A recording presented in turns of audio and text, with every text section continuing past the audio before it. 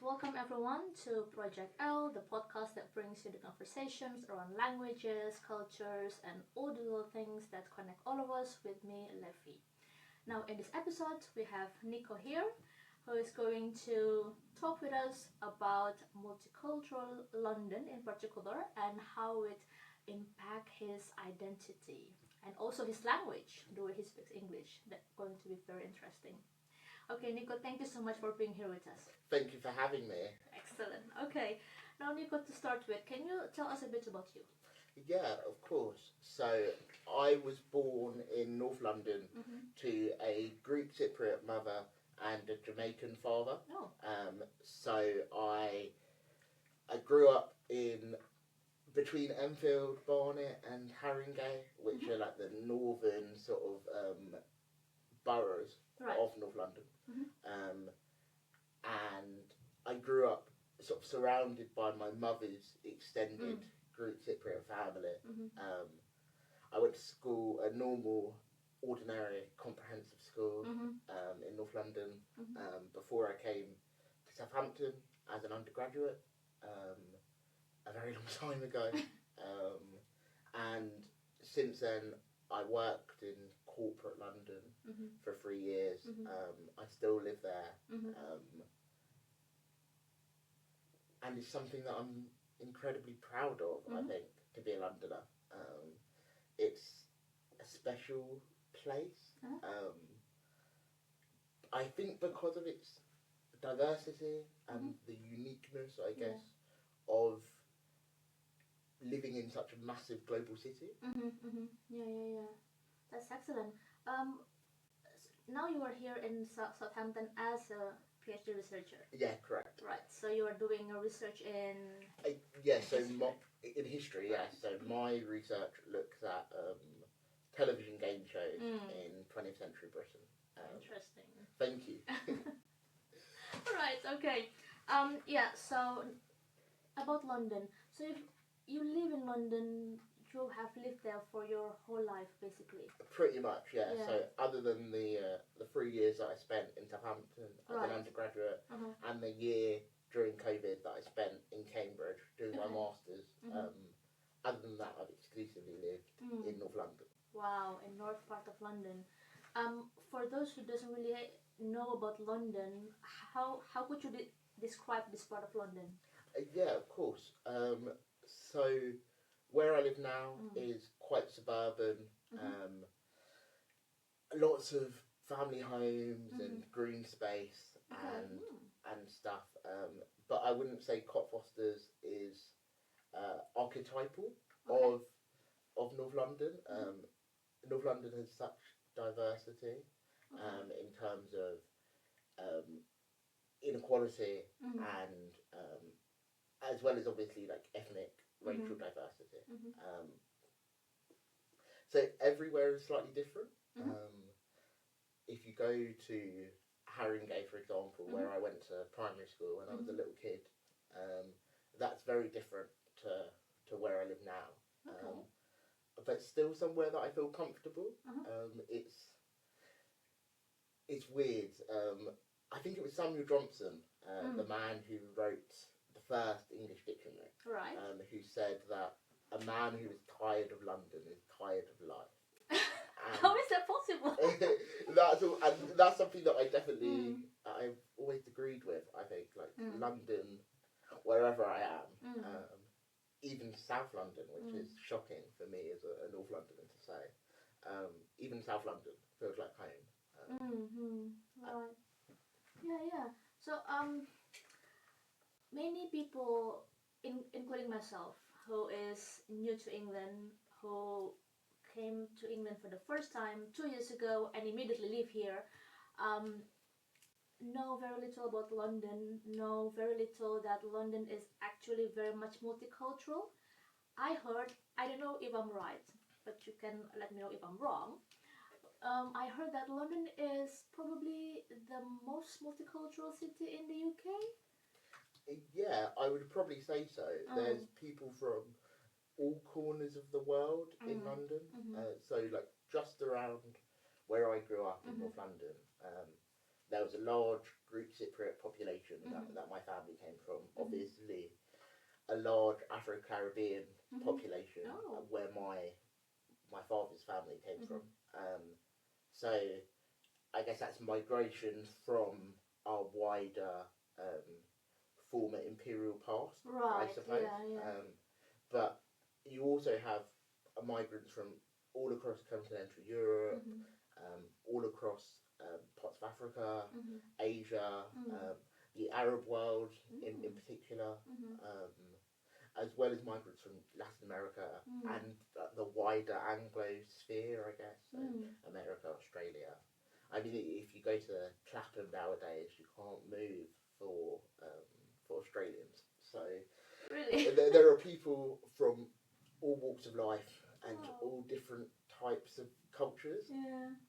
I don't know whether I'm the right person to make a judgment about whether it's the most multicultural place in the country, but I would like to think so, and that's part of what makes London so special. Yeah.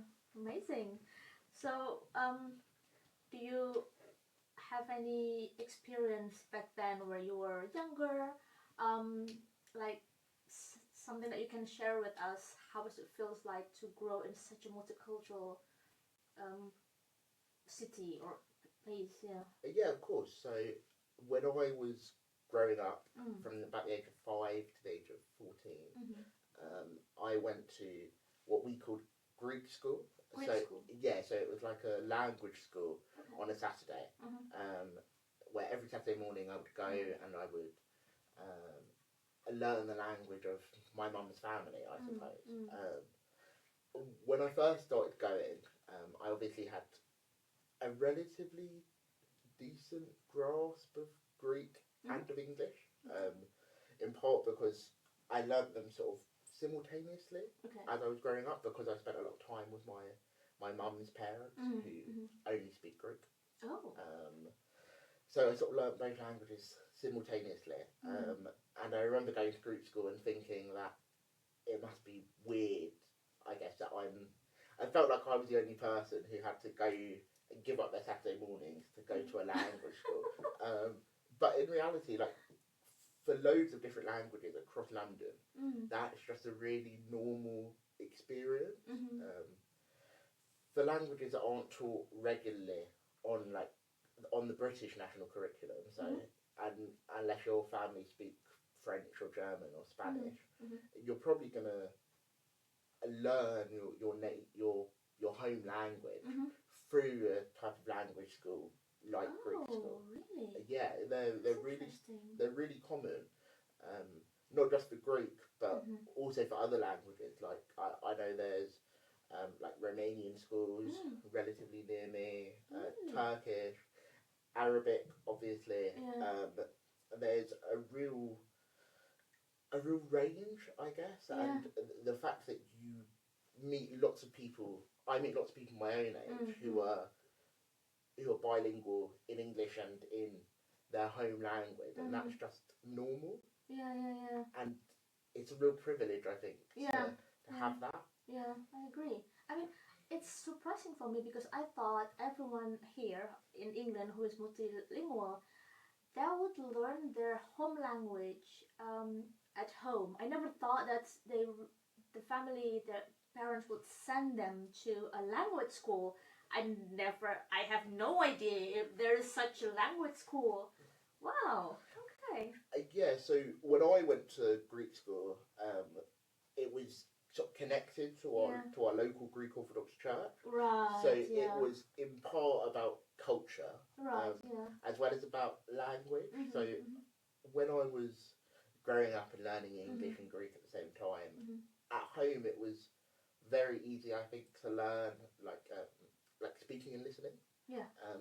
Obviously, because my grandparents spoke Greek, so I had to reply back to them in Greek. Yeah. But also because there was such a wide range of Greek television and Greek radio. In the UK? In the UK. Or like satellite television. Okay, that would have been beamed directly from Greece to Cyprus. Of course. So I spent a lot of time watching Greek television, which is not very good. But I suppose it's much harder to learn how to read and write. Right. Because the alphabet is different? Yeah, precisely. Okay. And because I suppose it takes a long time to try and teach someone to read and write in a different alphabet without giving them like a formal education in it, if that makes sense. Yeah, that makes sense. I mean, even now my reading and writing probably isn't where I'd like it to be in Greek. But I look back on going to Greek school and feel very lucky to have done it. Yeah. I definitely didn't feel like that at the time. I know I had lots of arguments with my mum on a Saturday morning about, I have to do it again today. Especially because all of my friends growing up who didn't go to language schools like this got to sit at home on a Saturday morning and watch the best children's television, which I always got to miss. So at the time I probably resented going, but now I feel incredibly lucky to have had that opportunity. Oh, that's excellent. So have you found it difficult to sort of mingle from Greek to English, whether at home or with anybody, at school, especially with your grandparents or with your mom? Like, what language do you exactly use with your mom, So, for example? with my mum, I was speaking English. Okay. With my mum's parents, so my yaya, my grandmother, I would usually speak Greek. Okay.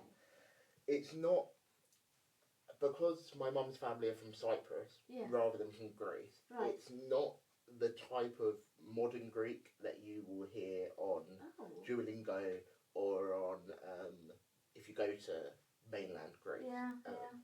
I suppose because of Cyprus's location, sort of in the Middle East, and its former imperial relationship with Britain, but also their Armenian and Turkish people living in Cyprus.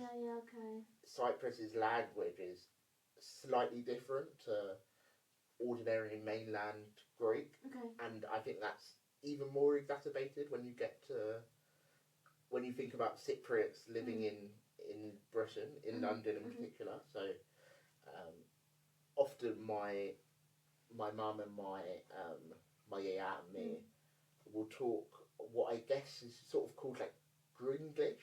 So it's sort of like a mix between Greek and English, where certain words are sort of like Greekified, if that makes sense. So, for example, when I was growing up, the word that I knew for bus in Greek was bason. The real word for bus in proper Greek is lephorion. But bason, I suppose, is like a Greek sort of like mashup of the English word for bus. Made to sound a little bit more Greek, basically. But there's loads of other ones. So, for example, if I want to talk about my own experiences, I will talk about my experiotida. Experiotida is not an actual Greek word. It's just sort of like a Greenglish word that people, Cypriots living in London, will have total understanding of. But if you go to mainland Greece or even to Cyprus, they'll probably look at you a little bit weirdly and ask what you're actually talking about. So it's this sort of like, it's indicative, I think, of what multicultural London English is like. It's just a fusion of loads of different languages and syntax, and it's a little bit confusing, I think, for outsiders. But I'm just used to it now. Like I must have been like 11 or 12 when I found out that bason was not the Greek word for bus. Wow, that's really interesting. So, so the community, the Greek Cypriot community in London actually developed this kind of a new varieties of a language which is neither English or Greek, mainland Greek, nor Cypriot, but it's something that's totally new, perhaps something that the community invented. Excellent. Wow. Somebody might have research about this. If not, then I will. I think so. Yeah, I think there's like a Greenglish project. I think currently being run where they're trying to like create like a vocabulary of Greenglish words. Really? So that would definitely be something to check out. Yeah. Excellent. Wow. Thank you for sharing that. That's really, really interesting. Now, you mentioned that you went to an ordinary comprehensive school for your primary school and all the way to your secondary school as well? Yeah, so all the way from 5 to 18. Okay, right. So what kind of school was that? Was that multicultural as well? And if do you have any kind of experience that makes you realize that you are a part of this multicultural community, or makes you feel uncomfortable? Maybe, I don't know. You can share it with us. Yeah, of course. So I guess the schools that I went to were multicultural, perhaps not as multicultural as some other schools within other parts of London. Oh. But I would say in general, the ethnic mix of most of the schools that I went to were lots of people from European migrant backgrounds. So right. Whether that was other Greek Cypriots, Turkish and Turkish Cypriots, as well as, like Romanians, Bulgarians, Polish.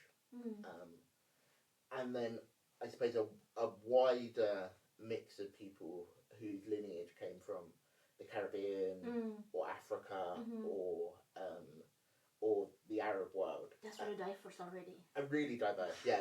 Often almost all of us were second or third generation. Oh, so right, often our parents had been born in Britain. And I guess we lived in this sort of middle world, I suppose, this sort of grey area between Britishness and our home culture, I suppose. I always felt very lucky to go to such a multicultural school. I don't think I could have imagined it any other way. Like I talked to people who went to school in a lot more white British areas, and it's hard for me to imagine what their school experience was like. So I started secondary school about 15 years ago now. So I guess I was at like at the beginning of the global reach of multicultural London English. Okay. So when I started secondary school, increasingly grime and UK rap were being exported across the world before they eventually blow up in 2016, 2017 with artists like Stormzy and Dave, but also other cultural sort of mediums, so like shows like Top Boy, for example, where people would talk like me and my friends did. So I guess I felt very privileged to be able to see that, I suppose.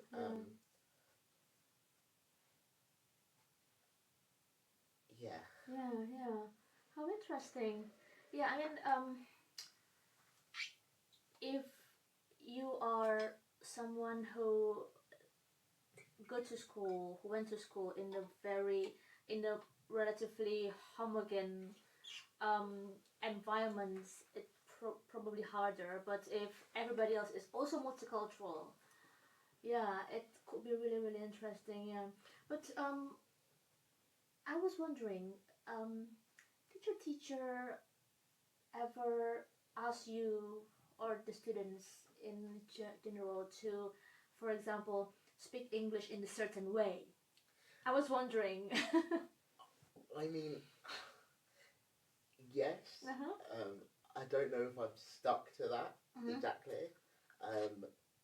One of the big things I think in spoken English is that if you're from North London, Mhm.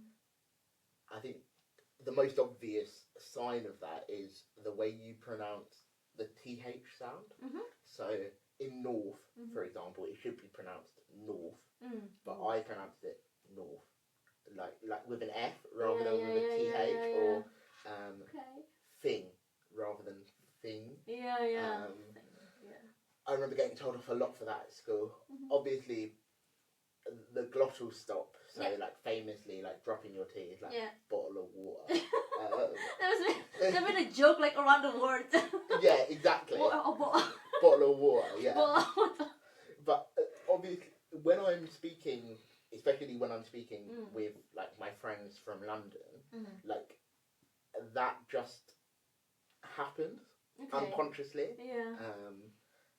I know when I went into a corporate work environment, I tried very hard to try and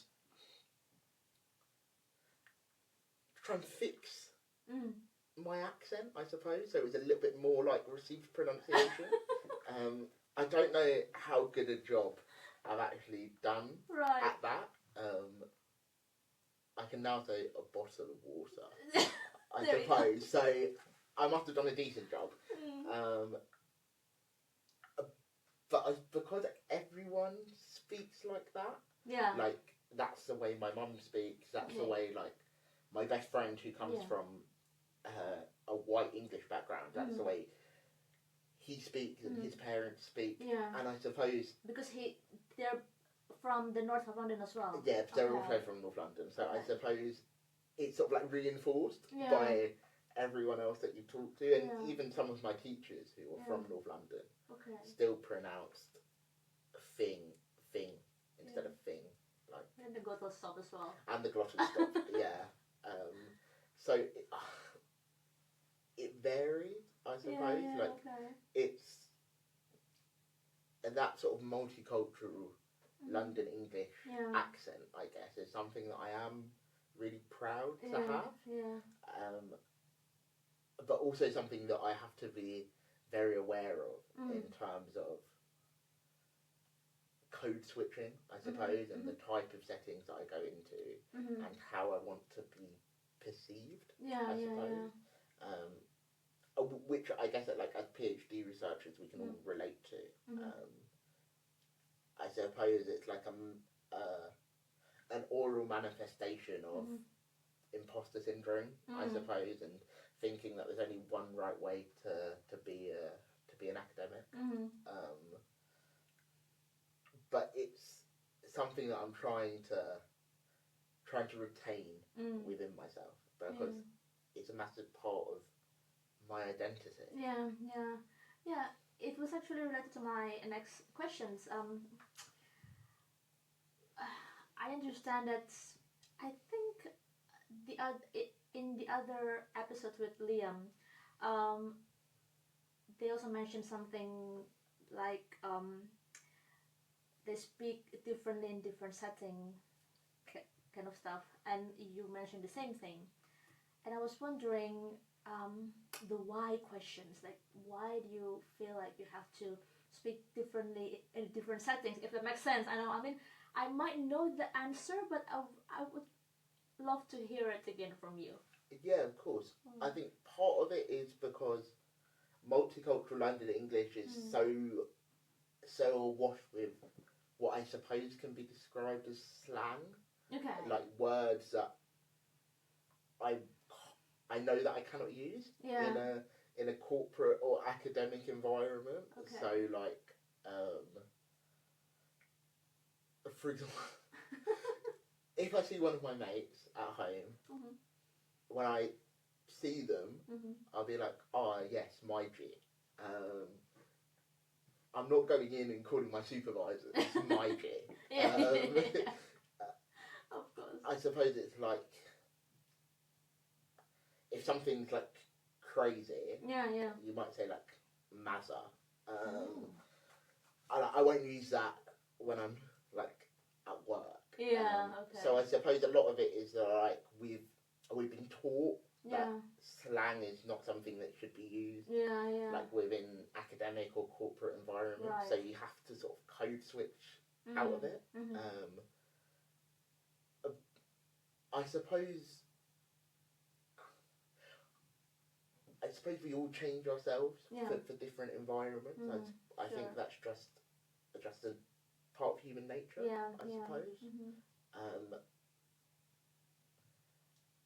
But I do think we are living in a society now, especially in Britain, where the regionality of accent and of dialect is becoming something that we're appreciating and celebrating more. You don't just hear this sort of BBC RP accent in our media or in our corporate or academic institutions, and that's a really good thing. And it's something that we should continue to do. I think because accent is such an important part of identity. And you know, like,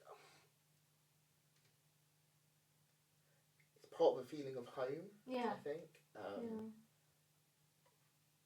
I'm a massive Arsenal fan, for example. So when I go to football, football feels like home because there's 60,000 people that sort of sound like me, that will glottal stop, that will talk in multicultural London English with the same slang that I'm using and the same accent and dialect. And as much as I love the football club, I also love it because it makes me feel like I'm at home. It makes me feel a camaraderie with all these people who are very similar to me. Which is, again, important part of who you are. Massive part of who I am. I mean, in terms of English language teaching, this is an important bit that I learned, that there is no single native English. This is something that I knew it when I was in Indonesia at home, but I never really understand what it means until I got here and listened how people in our office, for example, speak in different way. And when I talk to them, here comes the conversations around accent, dialect, and their identity, that many of us don't want to let go our accent and dialect because it's a part of us, it's part of our identity. And it's really, really, really interesting area for research as well, actually. Okay, so have you ever encountered something kind of interesting experience in relation to your accent, your identity, your dialect, something like that?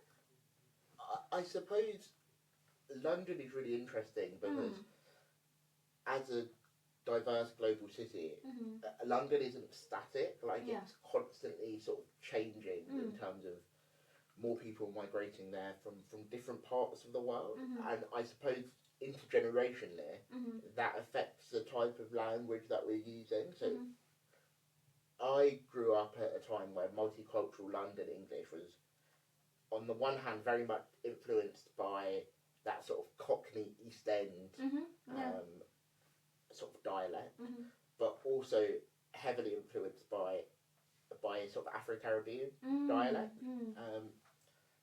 But I look at my sister, who's 5 years younger than me, and her language, I think, is very much more influenced by people from the Arab world. So, for example, I suppose because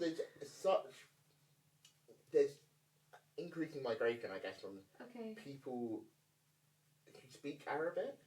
So, for example, like, my sister will use words like mashallah, alhamdulillah, inshallah, whereas I didn't use, when I was at school, I didn't use those, like, in my, I might have said wallahi a few times, but I didn't use those words within my own lexicon, because there weren't other people around me using those words, whereas my sister growing up has had lots of people around her using those words, so they've sort of like, they've become part of her own lexicon, and like her generation's lexicon, and then increasingly, I guess, they've sort of rubbed off on me as an adult.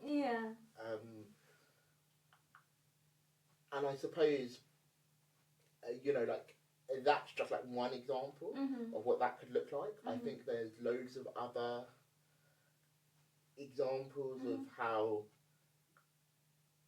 patterns of migration are changing the way people speak in London, and it is no longer static. Like, there's still a few words that I will use that are sort of very much like East End Irish, sort of Cockney rhyming slang sort of words that my sister would never use. So, like, for example, I will refer to my hair or someone else's hair as a barnet, which obviously comes from the Cockney rhyming slang of barnet fair hair. Okay. So, like, if I'm going for a haircut, I'll be like, yeah, I'm just going to cut the barnet. Whereas my sister will just describe it as her hair. She won't use the word barnet, which is ironic because we're from Barnet, which does make it a little bit confusing. But yeah, it's really fascinating to see how multicultural London English isn't static and is constantly being influenced by other languages, other dialects, and I suppose also the wider prevalence that it has within global culture, so music, film. If you look in other major global cities that also speak English, they also have that sort of relationship with like a multicultural dialect. So like Toronto is like very famous for having like multicultural Toronto English, which is very similar to multicultural London English. So that's why if you listen to Drake, for example, Drake uses lots of language that is normal to me growing up in London, despite the fact that he's this Canadian superstar. Really? Yeah. It's really interesting. Yeah, I mean, the case with your sister reminds me of what also happened in Indonesia. Some lexis that is part of Muslim repertoire, like for example, Mashallah, Assalamualaikum, is something that is not exclusively used by Muslim, but is used by Indonesian society, regardless the religious view. For example, because it's part of the repertoire, it's part of the language now. It's not really, exclusively belongs to Muslims. So yeah, that's fascinating. I never thought it also happened, in multicultural London as well. What would you call your accent? I mean, how would you describe your accent now?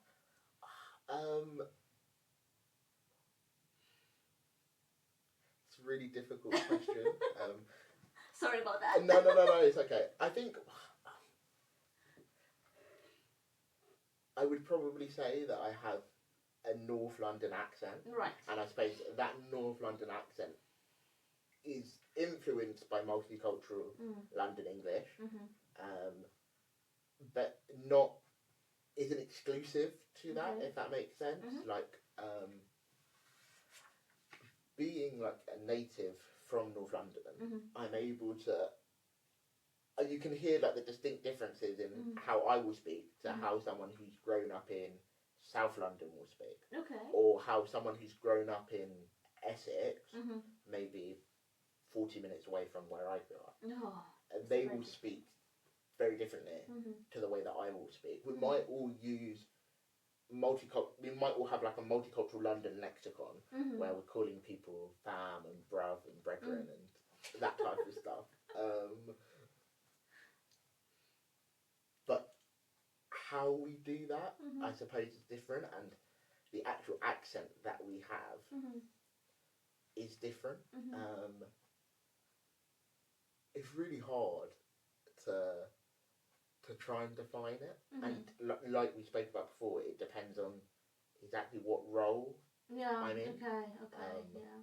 I'll try not to to call my undergraduates bruv. Prof. Yeah. Really interesting. You also mentioned that your grandparents only speak Greek Cypriot. So yeah. So is it really possible not to speak English in England? I don't know. It is really interesting for me, that one fact. I mean, my grandparents on my mum's side came to Britain in 1961, 1962. So my grandmother was about 19, Okay. really young. So they'd grown up with Cyprus being part of the British Empire. Okay. So there was a British education system in Cyprus. But growing up, my grandmother had a greater understanding of Turkish than she did of English because of the sort of multicultural nature of Cyprus at the time, before 1974. And she had Turkish neighbours, and she would speak to them in Turkish, and they would speak back to her in Greek. But she did have some understanding of English, and that's like increased the longer she stayed in Britain. Of course. But I wouldn't say that she feels confident in it. And my late grandfather definitely had better spoken English, but still didn't feel confident to read or write English. So, for example, I hope he's not looking up at me and thinking, why am I going to tell this story? But I'm going to tell it anyway.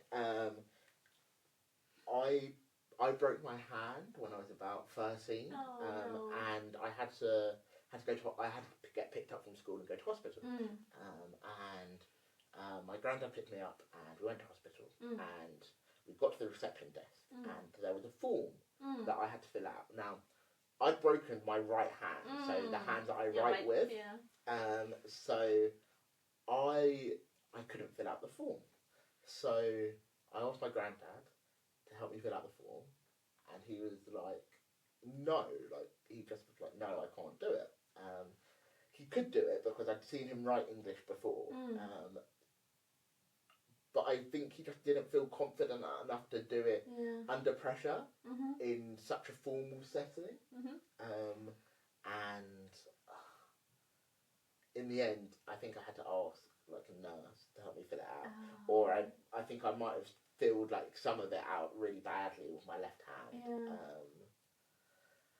But yeah, I think that situation happened just because he didn't feel like he had the confidence in his own written English. And I suppose that's, if the inverse happened to me, and I was in Greece or Cyprus, and I had to fill out a form in written Greek, I don't think I would have the confidence to do that under pressure.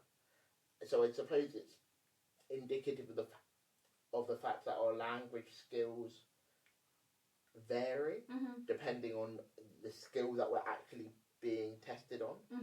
Like, my grandmother now is more than happy to go to the shop or go to the doctors and speak in English. But I don't think she would feel comfortable being asked to write in English or being asked to read Tolstoy or Orwell in English. So I suppose it just varies. Yeah. Now, I also wonder if they, for example, keep speaking and keep speaking and writing in Greek Cypriot because it's a part of their attempt to preserve their identity as Greek Cypriots. Yeah, I think that's a massive part of it. They still consume a lot of Greek and Cypriot media, whether that's like television or newspapers, or and I suppose for my mum's generation, so the first generation of people born to Greek Cypriot parents but born in Britain rather than in Cyprus, I suppose there's more of a drive for some of them to sort of stay in touch with that Greek culture and speak Greek and go to Greek dance nights and stuff like that. Yeah. And I think eventually that will happen. Yeah, with yeah, my of course. with my generation. Mm. It's very easy in Mhm. North London Mhm. when you have such a large Greek Cypriot population. Yeah, I guess yeah. to keep Oh. that alive. Like Yeah. my grandmother will have Greek Cypriot friends Mm. who she just met out and about. Mm. She'll speak Greek too. Yeah. And I suppose that's very specific to North London, but Mm. it's indicative of this wider cultural melting pot that we have in London. Mhm. And I'd like to hope that can happen for Yeah. people in loads of different cultures. Yeah. And I'm sure it does. Like if you go to somewhere like Whitechapel, for example, in the East End of London, you have like tube stop signs in Bengali and lots of people speaking Bengali or Somalian or Pashto, and for them, that community must make it much easier to live in a home away from home than it does, I guess, being isolated and losing that connection to your native language and your native culture. Yeah. That's nice. How would you describe your identity then?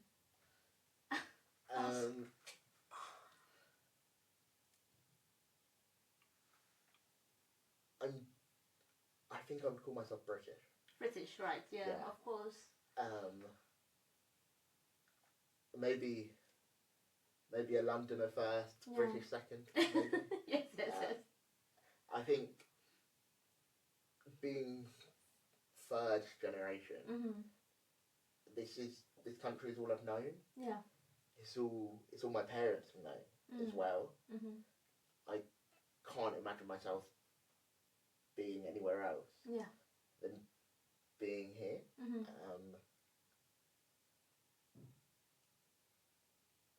And I guess when I say that, I mean I can't imagine myself not being in London and existing in this multicultural global city that is so special and so unique. So yeah, probably London first, British second. Yeah, but we are all like that, right? Like for example, in my case, if someone asked me about my identity, I would say that I have lots of identity. I'm Indonesian, but I also have lots of ethnic background. I also parents. I also PhD students. I also there's layers of identity that we can keep mingle from one end to the other. That's what makes us us. Yeah, precisely. Yeah, definitely. Okay, so Nico, this would be the last questions. No, not really questions actually. How would you, if you could give one message to others who also like you, someone who come from a very multicultural, multilingual background, living in a multicultural global city like London, which is really special one, what kind of a message that you can give to someone like that to navigate this multiple identity and languages in day-to-day life? Yeah, I think just go and experience as much culture as possible. You're very lucky to live in a place where if you want to go for a Lebanese grill, you can go for a Lebanese grill, but if you also want a traditional Polish meal or a traditional Ugandan meal, you can easily have all of those things, sometimes even on the same street. So go to your local Polski sklep, go and say Assalamu alaikum to the brother working in the Lebanese grill, or go and say hi to as many people as you can. Go and experience as many different places as you can. And more often than not, they're a lot more welcoming than you feel it's going to be. And just just appreciate it while we can. Like, we live in testing and trying times where the multicultural nature of London is being often used against it by those on our right wing and in our far right. And I think the best form of resistance to that is just engaging and enjoying and showing that London might have hundreds of different ethnic backgrounds, but we are one community, and we speak our own variant of English. Yes. And we can be really proud of that, Yes. because it shows how our communities have worked together, and how our communities have lived together and become part of this one great whole, where we're all able to still have our own little slices of our home culture. So just enjoy and engage and embrace it. And embrace it, and eat lots of nice food. Yeah. Exactly. That's exactly what I feel here in Southampton, which is might not as multicultural, multilingual as in London, but still, I mean, it's only here that I can really enjoy Greek food, Persian food. Piri piri is new for me. So yeah, I mean, being in the multilingual world is a privilege, is an advantage. Definitely. Right. Okay, so thank you so much, Nico, for sharing all of this with us. And thank you for the viewers, for the listeners, for listening, for watching this episode. Don't forget to come back again to this channel, Project L, the podcast that brings you the conversations around languages, culture, and all the little things that connect all of us, with me, Levi, and with our next special guest, like Nico here. Thank you very much. Bye-bye. Bye. Ciao.